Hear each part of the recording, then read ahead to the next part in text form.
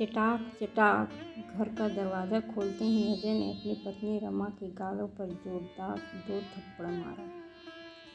अचानक पड़े थप्पड़ से रमा ज़मीन पर नीचे गिर गई। ये देखकर पास रमा की 2 साल की बेटी उसे पकड़कर रोने लगी। रमा ने गालों पर हाथ रखते हुए कहा, अजय, ऐसा क्या किया मैंने?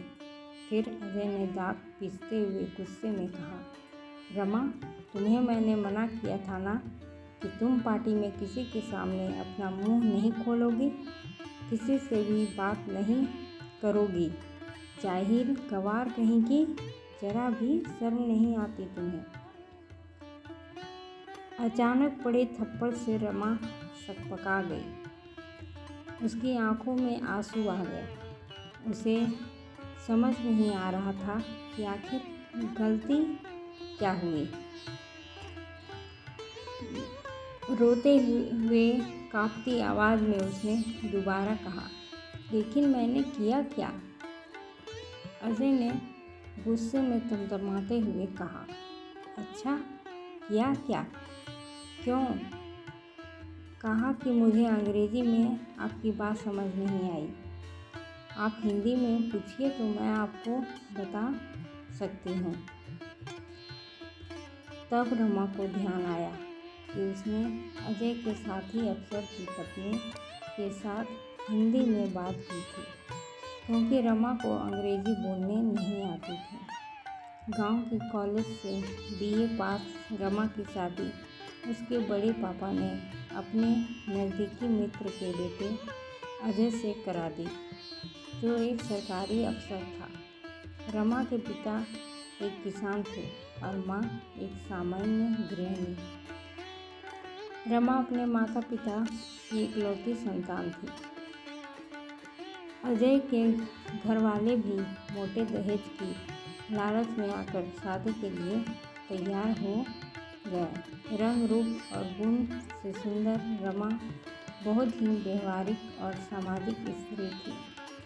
इसके विपरीत अजय व्यवहारहीन और अहंकारी व्यक्तित्व का पुरुष था।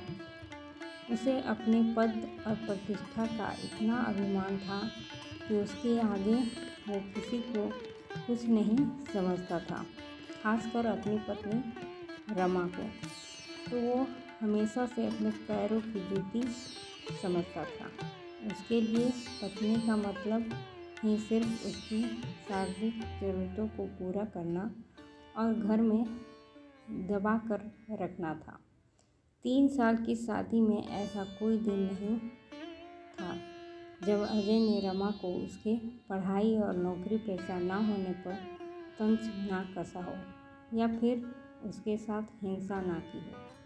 बात बात पर रमा को थप्पड़ मारना तो उसके लिए आम बात थी। रोज़ रोज़ की मारपीट से रमा परेशान हो चुकी थी, लेकिन आज उसने तय किया कि वो अब चुप नहीं रहेगी। उसने खुद को संभालते हुए आंखों से बहते आंसुओं को पोंछते हुए अजय से कहा, हाँ, मुझे नहीं आती शर्म इस बात को स्वीकारने में कि मुझे फराटेदार अंग्रेजी बोलनी नहीं आती, लेकिन इस वजह से मेरा कोई वजूद नहीं, इस बात को भी मैं नहीं मानती। रमा के जवाब को सुनकर अजय ने फिर रमा के बालों को खींचते हुए कहा, अच्छा, बड़ी जुबान चलने लगी है, कान खोलकर सुन लो। 2 कौड़ी की औकात नहीं है तुम्हारी, ना ही तुम्हारा अपना कोई वजूद है। जिस दिन मैंने तुम्हें छोड़ दिया ना, उस दिन लोगों के घर घर जाकर नौकरानियों की तरह झूठे बर्तन धुलोगी और झाड़ू पोछा करोगी। तब जाकर मुश्किल से पेट भर पाओगी, लेकिन सम्मान और इज्जत तो भूल ही जाओ, क्योंकि तलाकशुदा स्त्री को समाज में कभी भी सम्मान नहीं मिलता, समझी, सिवाय तिरस्कार के। तुम मेरी पत्नी हो, एक सरकारी अफसर की पत्नी, इसलिए लोग तुम्हारी इज्जत करते हैं और यही तुम्हारी पहचान है। 2 साल की बेटी को गोद में लेकर रमा ने कहा, ओह, तो मैं पिछले 3 सालों से धोखे में थी कि तुम मुझसे प्यार करते हो और एक ना एक दिन तुम मेरे प्यार को समझोगे और मैं तुम्हें अपने प्यार से बदल दूंगी, क्योंकि पति पत्नी मिलकर एक दूसरे के पूरक बनते हैं। लेकिन मैं गलत थी। मुझे क्या पता था कि प्रतिस्पर्धा पति पत्नी में भी होती है। ठीक है अजय, मैं जा रही हूँ हमेशा हमेशा के लिए तुम्हारी ज़िंदगी से। अब तुम अपने स्टैंडर्ड की दूसरी पत्नी ले आना अपने लिए, मैं तलाक के पेपर भेज दूँगी। कहकर रमा वापस अपने गांव अपने माता पिता के पास चली गई। विकट परिस्थितियों में भी रमा ने कभी हार नहीं मानी।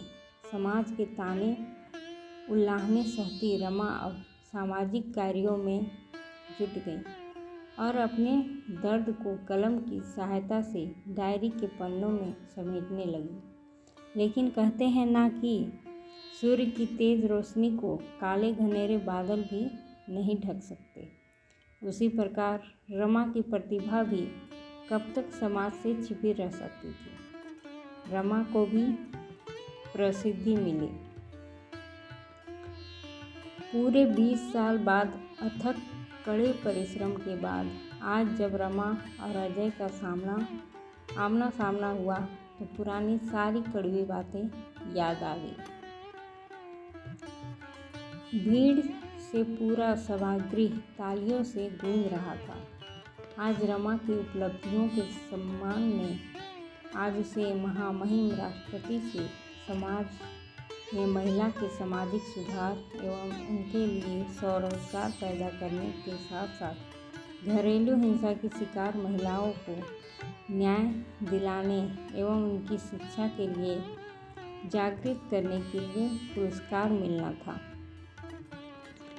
हिंदी में सबसे मिलजुल कर बात करती भीड़ में आज अजय भी हाथ बांधे पीछे लाइन में खड़ा हुआ था। नजरें झुकाए अजय को आज समझ में नहीं आ रहा था कि जिसे वो गवार समझता था दरअसल वो तो बहुमुखी प्रतिभा की धनी थी। रमा आज समाज में प्रसिद्ध लेखिका और समाज सुधारक थी जिसका सब सम्मान करते थे। आज उसे आगे बढ़कर बधाई देने में भी संकोच हो रहा था। तभी एक पत्रकार आगे बढ़कर रमा से अंग्रेजी में सवाल पूछा तो रमा ने आज फिर नम्रतापूर्वक हाथ जोड़कर कहा, महोदय कृपया अपना प्रश्न हिंदी में पूछें, मुझे अंग्रेजी नहीं आती। तब पत्रकार ने कहा, जी माफ़ी चाहूँगा, मैं अपना सवाल हिंदी में पूछता हूँ। मैडम, आपके मन में सामाजिक सेवा का ख्याल कैसे आया? आपकी सफलता का श्रेय आप किसे देना चाहेंगे? आज जहाँ लोग इंग्लिश मीडियम में अपने बच्चे को पढ़ा रहे हैं, बात कर रहे हैं, वहाँ आप हिंदी में लिखती हैं। क्या आपको कभी असफलता का डर नहीं लगा? तब रमा ने कहा, जी नहीं, मुझे हिंदी बोलने लिखने में शर्म नहीं आती। और जैसा कि हम सब जानते हैं कि परिस्थितियों से बड़ा गुरु कोई नहीं होता। कठिन परिस्थितियाँ हमें मजबूत बनाती है।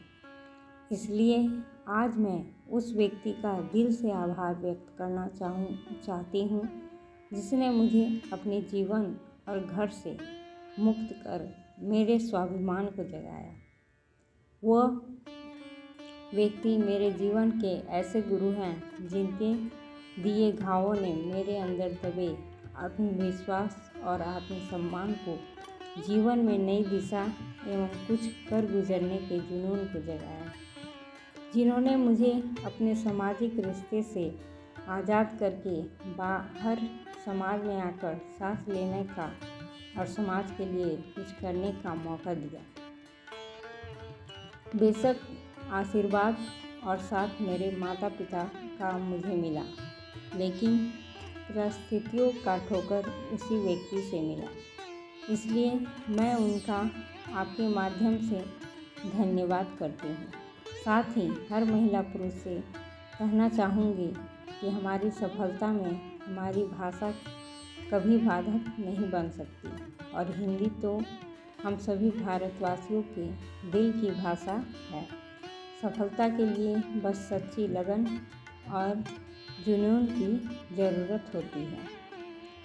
थोड़ी देर बाद मौका मिलते ही रमा को अकेला देखकर अजय उसके सामने आकर खड़ा हो गया और उसने कहा, रमा, अपनी गुड़िया कैसी है?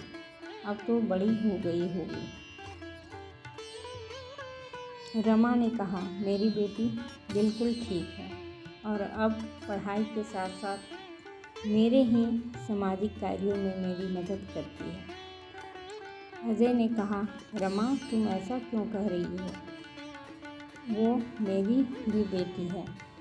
मुझे माफ़ कर दो, मैं तुम्हारी अहमियत नहीं समझता है।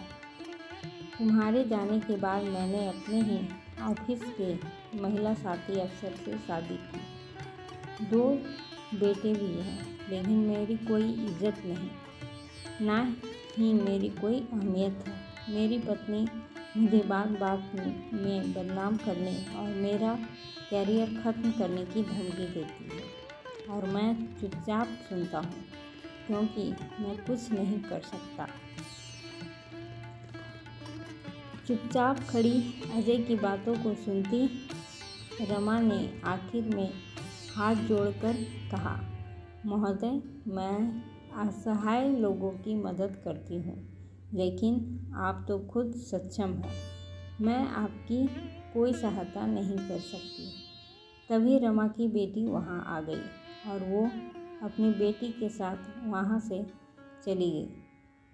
अजय आज नज़रें झुकाए चुपचाप सब कुछ सुन रहा था, लेकिन आज कुछ भी कहने की स्थिति में वो बिल्कुल नहीं था और अपनी तिरस्कृत किए रिश्ते को जाते देख रहा था, क्योंकि वो आज मजबूर था और कुछ नहीं कर सकता था, लेकिन रमा आज मजबूत थी। दोस्तों, आपको ये कहानी कैसी लगी? अच्छी लगी हो तो लाइक, शेयर और सब्सक्राइब करें। धन्यवाद।